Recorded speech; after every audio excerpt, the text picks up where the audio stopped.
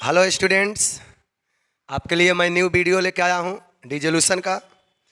इससे पहले वाले वीडियो में कोई दिक्कत नहीं ना है? दिक्कत हो तो कमेंट में आप लोग जरूर मेंशन कीजिएगा, नंबर है कॉल जरूर कीजिएगा। और आप लोग का जो वीडियो जाएगा हमेशा 11 बजे रात के जाएगा, प्रतिदिन 11 बजे रात को जाएगा, ठीक? देखिएगा, अब डिसोल्यूशन ऑफ पार्टनर का ये अगला वीडियो है, देखिएगा। इससे पहले वाले हम वीडियो में आपको इंट्रोडक्शन दिए थे कि डिसोल्यूशन दो टाइप का होता है। एक होता है डिसोल्यूशन ऑफ पार्टनरशिप, दूसरा होता है डिसोल्यूशन ऑफ पार्टनरशिप फर्म। तो मैंने बताया था कि डिसोल्यूशन ऑफ फर्स्ट वाले में तो कोई दिक्कत नहीं, बी नंबर में मैं बता रहा था dissolution of partnership firm. Dissolution of partnership firm का मतलब होता है बिजनेस को बंद हो जाना, पार्टनरशिप फर्म को बंद होना। अब देखिए, इस वीडियो में मैं लाया हूँ कि पार्टनरशिप बिजनेस क्यों बंद होता है, क्या क्या रीजन है। तो देखिए, इतना सारा रीजन है जिसके द्वारा आपका पार्टनरशिप बिजनेस क्या होता है, बंद होता है। तो देखिएगा, बहुत इजी टॉपिक लिखे हैं, बहुत आपका आप लोग का बुक में बहुत कॉम्प्लेक्स दिया हुआ है, लेकिन इसको हम बहुत सटीक लिखे हैं, बहुत सिंपल करके लिखे हैं ताकि आपको माइंड में आ जाए। देखिएगा, partnership business, partnership firm dissolve due to following reasons. देखिए, जो पार्टनरशिप फर्म है डिजोल्व होता है ड्यू टू फॉलोइंग रीजन्स। पहला देखिएगा, कौन कौन ऐसा रीजन है जिसके द्वारा पार्टनरशिप फर्म आपका क्या होता है, डिजोल्व होता है। पहला देखिए reason, by agreement of all partners. यदि मान लेते हैं कि 4 पार्टनर है, ए बी सी डी, यदि A B C D 4 partner है, यदि चारों का मन किया कि पार्टनरशिप बिजनेस को बंद किया जाए तो बिजनेस बंद हो जाएगा। यदि 4 आदमी मिल के बिजनेस किए हैं और सबका यदि मन हो गया कि बिजनेस को बंद करना, तो किसी को रोकने से रुकेगा, बिजनेस बंद हो जाएगा। जब सबका मन हो गया तो क्यों बिजनेस से रुकेगा। आगे देखिए, तो फर्स्ट टॉपिक समझ में आ गया, bye agreement of all partners. यदि सारे पार्टनर का एग्रीमेंट होगा तब बिजनेस क्या हो जाएगा, बंद हो जाएगा। दूसरा देखिएगा, when duration of business expire. मान लेते हैं कि आपने जितने दिन का, जितने साल के लिए बिजनेस किया था वो साल क्या हो गया, समाप्त हो गया। आपने जितने समय के लिए बिजनेस किया था वो समय क्या हो गया, समाप्त हो गया, तब बिजनेस क्या होगा, बंद होगा। आगे देखिए, when objective of business achieve. मान लेते हैं कि आपने जिस उद्देश्य के लिए बिजनेस किया था उद्देश्य क्या हो गया, पूरा हो गया। तो जैसे उद्देश्य पूरा हो गया तब बिजनेस आपका क्या हो जाएगा, समाप्त हो जाएगा। ये समझ में आ गया, when objective of business achieve.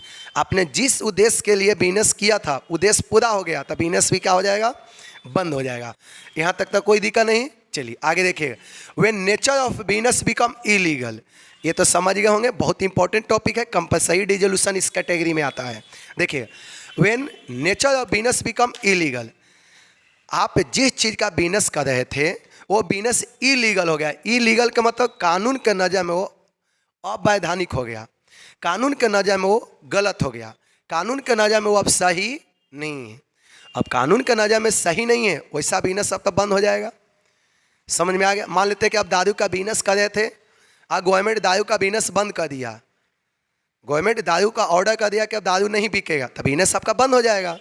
सब कुछ समझ में आ गया ना। तो देखिए, when nature of business become illegal, आप जिस चीज़ का बिजनेस कर रहे थे उसका नेचर क्या हो गया, इलीगल। अभी एग्जांपल बताए थे कि आपने शराब का बिजनेस करें, गवर्नमेंट ऑर्डर पास कर दिया कि अब शराब नहीं बिकेगा, तब तो नेचर क्या हो गया, इलीगल हो गया।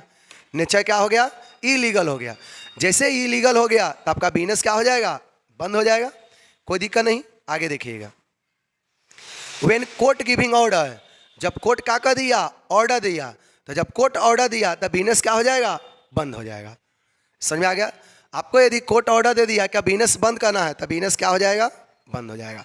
आगे देखिए, व्हेन वन और मोर पार्टनर्स बिकम इंसॉल्वेंट। अब आप लोग को अगला चैप्टर जब बीकॉम में आइएगा, सीए में आइएगा, तो वहाँ पर इंसॉल्वेंट पूरा चैप्टर है, बताएंगे। व्हेन वन और मोर पार्टनर्स बिकम इंसॉल्वेंट। इंसॉल्वेंट का मतलब होता है यदि किसी व्यक्ति के ऊपर लायबिलिटी बहुत ज़्यादा होता है, किसके कंपेरिजन, एसेट्स के कंपेरिजन। ये शॉर्ट में आपको बताए हैं। यदि इंसॉल्वेंट कब होता है, यदि किसी पर्सन का लायबिलिटी ज़्यादा हो जाता है, किसके कंपेरिजन, एसेट्स के कंपेरिजन। उस केस में कोर्ट ऑर्डर देता है कि वो डेट पर्सन बिकम इंसॉल्वेंट। समझ में आ गया। तो देखिए, पार्टनरशिप बिजनेस क्यों बंद होता है, इस 7 को आपका पॉइंट लिखे हैं। व्हेन वन और मोर पार्टनर्स, व्हेन वन और मोर पार्टनर्स बिकम इंसॉल्वेंट। यदि एक या एक से अधिक पार्टनर क्या हो गया, इंसॉल्वेंट हो गया, तब बिजनेस क्या हो जाएगा, बंद हो जाएगा। आगे देखिएगा, when business incurred losses from many previous year. इसका मतलब होता है, मान लेते हैं कि यदि बिजनेस पिछले कुछ सालों से लॉस में जा रहा है, यदि बिजनेस पिछले कुछ सालों से लॉस में जा रहा है तो बिजनेस आपका क्या हो जाएगा, समाप्त हो जाएगा। ये लाइन समझ में आ गया आपको? यदि बिजनेस आपका पिछले कुछ सालों से लॉस में जा रहा है तो बिजनेस क्या हो जाएगा, समाप्त हो जाएगा। देखिए, तो इस 7 को मैंने रीजन बताया, इसमें कोई दिक्कत होता आप लोग जरूर बोलिएगा, इसमें कोई दिक्कत नहीं ना। इस 7 को हमने रीजन बताया, ये रीजन है जिसके द्वारा आपका जो बिजनेस है क्या हो जाएगा, डिजोल्व हो जाएगा। पार्टनरशिप बिजनेस बंद क्यों होता है, ये आपका 7 को रीजन है। अब आगे देखिएगा, नेक्स्ट टॉपिक।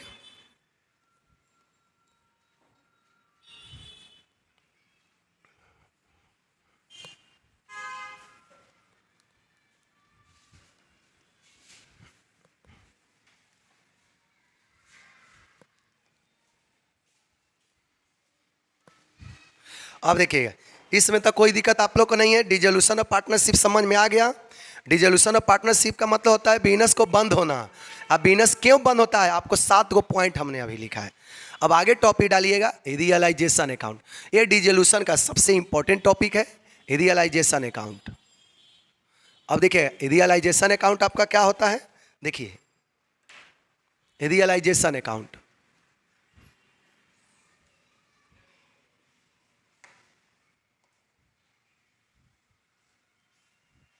देखिएगा, रियलाइजेशन अकाउंट, रियलाइजेशन अकाउंट। अब देखिए, ये बहुत इंपॉर्टेंट टॉपिक आपके लिए, रियलाइजेशन अकाउंट। याद रखिएगा, जब भी बिजनेस बंद होता है, चाहे वो पार्टनरशिप हो, कंपनी हो, तो एक ही अकाउंट बनाया जाता है जिसका नाम क्या है, रियलाइजेशन अकाउंट। सबको समझ में आ गया? देखिएगा, एक तो आप लोग को ऑब्जेक्टिव आएगा कि रियलाइजेशन अकाउंट कौन सा अकाउंट है, हमेशा पूछता है। ये आप लोग क्लियर माइंड में रखिएगा, रियलाइजेशन अकाउंट कौन सा अकाउंट है। अब देखिए, इसको ध्यान से समझिए क्योंकि सादा अकाउंट इसी के पर बेस है। ये समझ में आ गया तो सारा अकाउंट ही आपको समझ में आ जाएगा। सबको समझ में आया? देखिए, अब रियलाइजेशन अकाउंट क्या है, एक ऑब्जेक्टिव पहले आपको बता दूं, ये आपको 1 नंबर में पूछा जाएगा। It is a nominal account. आप लोग इसको रट जाइएगा। रियलाइजेशन अकाउंट कौन सा अकाउंट होता है, नॉमिनल अकाउंट। फिर से एक बार बता रहे हैं, रियलाइजेशन अकाउंट कब बनाया था, जब भी कोई बिजनेस बंद हो। जब भी कोई बिजनेस को बंद करते हैं तो एक ही अकाउंट बनता है जिसका नाम है रियलाइजेशन अकाउंट। रियलाइजेशन अकाउंट क्यों बनाया जाता है, जब बिजनेस को बंद करना हो। सबको माइंड में क्लियर हो गया क्यों बनाते हैं, जब रियलाइजेशन अकाउंट कब बनाते हैं, जब बिजनेस को बंद करना हो। ये ऑब्जेक्टिव पूछेगा 1 नंबर में, रियलाइजेशन अकाउंट कौन सा अकाउंट है, नॉमिनल अकाउंट है। कोई दिक्कत नहीं, चलिए आगे देखिएगा। अब रियलाइजेशन अकाउंट क्यों बनाया जाता है, देखिएगा, रियलाइजेशन अकाउंट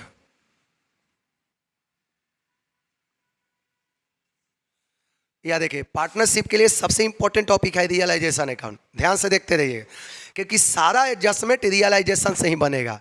रियलाइजेशन अकाउंट क्यों बनाते हैं, जब बिजनेस को बंद करना हो, जब पार्टनरशिप बिजनेस को बंद करना हो, उस केस में हम लोग बनाते हैं रियलाइजेशन अकाउंट। आगे देखिएगा, realization account is prepare for, realization account is prepared for determination of profits and loss on dissolution of partnership firm. या देखिए, ये आपसे पूछा जाएगा, ये भी एक्सप्लेन करने के लिए पूछता है रियलाइजेशन अकाउंट। तो आप लोग याद रखना, realization account is prepare for determination of profits and loss on dissolution of partnership firm. Realization account क्यों बनाते हैं, जब प्रॉफिट और लॉस को निकालने के लिए। कब, जब बिजनेस बंद होता है तब। जब भी आपको इससे पहले वाले वीडियो में मैं बताया हूँ कि जैसे बिजनेस बंद होता है तो सारे एसेट को बेचा जाता है। एसेट को बेचने से जो रुपया आया उसे लायबिलिटी को चुकाया जाता है। लायबिलिटी को पेमेंट करने से भी यदि कुछ रुपया बच गया तो सारे पार्टनर मिल के आपस में क्या कर लेता है, बांटता है। आगे देखिएगा, realization account is prepare for determination of profit loss on dissolution of firm. ये क्यों बनाया जाता है? जब बिजनेस बंद होता है तो उस समय प्रॉफिट और लॉस को निकालते समय। अब आपको मन में आता हो कि प्रॉफिट और लॉस, बिजनेस बंद होगा तो कैसे होगा? हाँ, बिजनेस बंद होता है तो प्रॉफिट और लॉस होता है, सारे एसेट को बेचेंगे, लायबिलिटी को पेमेंट करेंगे, तो वहाँ से तो प्रॉफिट कुछ हो ही सकता है ना। देखिएगा आगे, देखिए, ऑल एसेट्स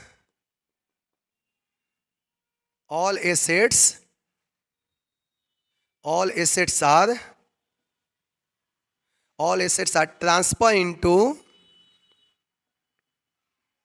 रियलाइजेशन अकाउंट। या देखिएगा, सारे एसेट को रियलाइजेशन अकाउंट में क्या करेंगे? ट्रांसफर करेंगे। All assets are transfer into realization account on book value, on book value. अब बुक वैल्यू किसको कहेंगे? जितना रुपया वो बैलेंस शीट में दिया है, एसेट जितना रुपये पर बैलेंस शीट में दिया है उसको बोलते हैं बुक वैल्यू। बुक वैल्यू मतलब जितना रुपया वो बैलेंस शीट में दिया हुआ है। देखिए, all assets transfer into realization account on book value. Book value का मतलब क्या होता है?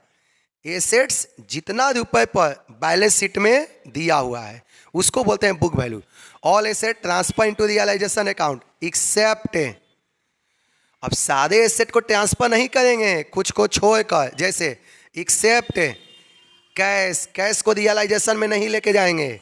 बैंक, यदि बैंक दिया रहे इसको भी रियलाइजेशन अकाउंट में नहीं लेके जाएंगे।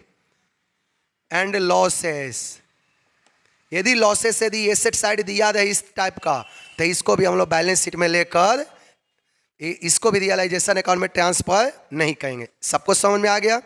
सारे एसेट को रियलाइजेशन में ट्रांसफर करेंगे, बस इन सारे को छोड़कर। कोई दिक्कत? चलिए अब आगे देखिएगा, ऑल लायबिलिटीज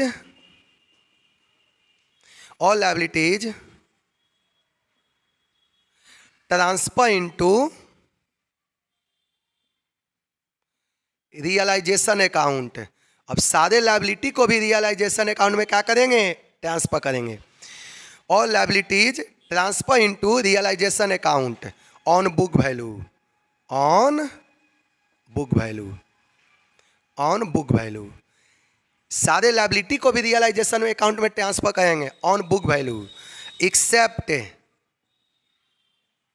एक्सेप्ट का मतलब होता है छोड़कर। किसको छोड़कर? सारे लायबिलिटी को ट्रांसफर करेंगे, लेकिन कुछ वैसा लायबिलिटी है जिसको रियलाइजेशन अकाउंट में ट्रांसफर नहीं किया जाता है। देखिए, एक्सेप्ट पार्टनर्स कैपिटल, या देखिए, पार्टनर्स कैपिटल को रियलाइजेशन अकाउंट में ट्रांसफर नहीं किया जाता है। Except partners capital, partners loan को भी रियलाइजेशन अकाउंट में ट्रांसफर नहीं किया जाता है। रिजर्व एंड प्रॉफिट्स, या देखिए, सारे लायबिलिटी को, all liability transfer into realization account on book value. Book value का मतलब जिस कीमत पर, जिस वैल्यू पर बैलेंस शीट में दिया है उसको बोलते हैं बुक वैल्यू। एक्सेप्ट किसको छोड़कर? Partners capital account. देखिए, सारे लायबिलिटी को रियलाइजेशन अकाउंट में ट्रांसफर करेंगे, किसको छोड़कर? पार्टनर्स कैपिटल को छोड़कर, इसको रियलाइजेशन अकाउंट में ट्रांसफर नहीं करेंगे। पार्टनर्स लोन को भी छोड़कर इसको भी रियलाइजेशन अकाउंट में ट्रांसफर नहीं करेंगे। रिजर्व, यदि रिजर्व दिया है तो इसको भी रियलाइजेशन अकाउंट में ट्रांसफर नहीं करेंगे। प्रॉफिट्स, इसको भी रियलाइजेशन अकाउंट में ट्रांसफर नहीं करेंगे। कोई दिक्कत? चलिए, बहुत अच्छा। अब आगे देखिएगा, अब रियलाइजेशन अकाउंट में जो भी प्रॉफिट होता है या लॉस होता है उसको सारे पार्टनर मिलकर अपना प्रॉफिट शेयरिंग रेशियो में क्या कर लेता है? बांट लेता है। कोई दिक्कत? चलिए एक लाइन और देखिएगा,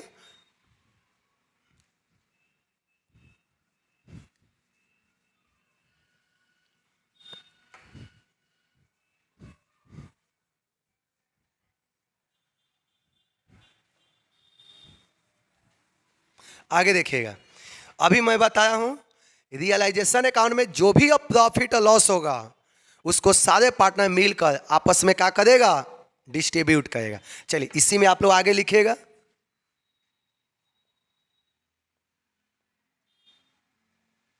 profits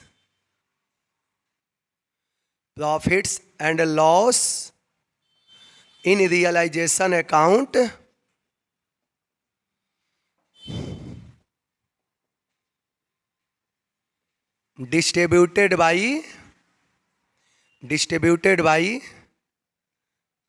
distributed among all partners, distributed among all partners in profit sharing ratio. या देखिए, अब रियलाइजेशन अकाउंट में जो भी आपका प्रॉफिट लॉस होगा उसको सारे पार्टनर मिलकर अपना प्रॉफिट शेयरिंग रेशियो में क्या करेगा, डिस्ट्रीब्यूट कर लेगा। देखिए, profits and loss in realisation account, profit और loss in realisation account, profit और loss in realisation account, realisation account distributed.